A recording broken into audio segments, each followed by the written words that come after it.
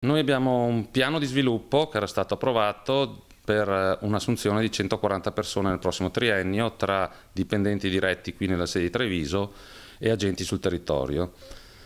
A seguito delle notizie sulla nuova finanziaria, con l'introduzione di questa tassa sulle cartine e sui filtrini, abbiamo al momento dovuto stoppare questo piano di sviluppo. Marco Fabbrini è l'amministratore delegato di ITA, azienda di Carbonera che si occupa di commercializzazione nel mondo del tabacco trinciato, cartine e prodotti per le tabaccherie e cartolerie. La sua, come altre imprese del settore, non nasconde la preoccupazione per i contenuti della manovra finanziaria. In particolare è sotto esame la cosiddetta tassa sulle cartine e in generale sugli accessori per il tabacco trinciato.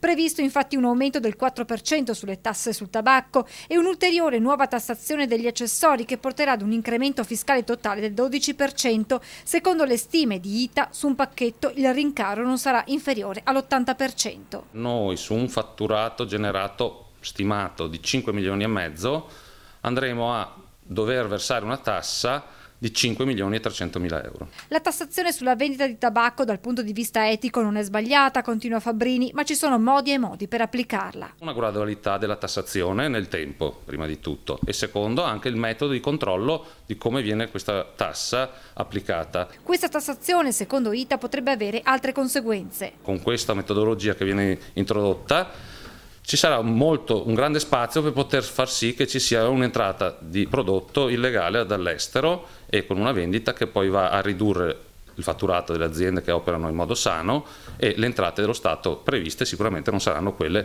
che sono state messe in finanziaria. Una tassa che, se non sarà modificata, conclude Fabbrini, avrà un significativo impatto sull'economia aziendale. C'è il rischio di una diminuzione del fatturato. Noi abbiamo stimato un 50% in meno di fatturato per l'anno prossimo se rimane la tassa così come adesso, e ovviamente diminuendo il fatturato c'è la possibilità che invece di fare un piano di espansione dobbiamo fare un piano di riduzione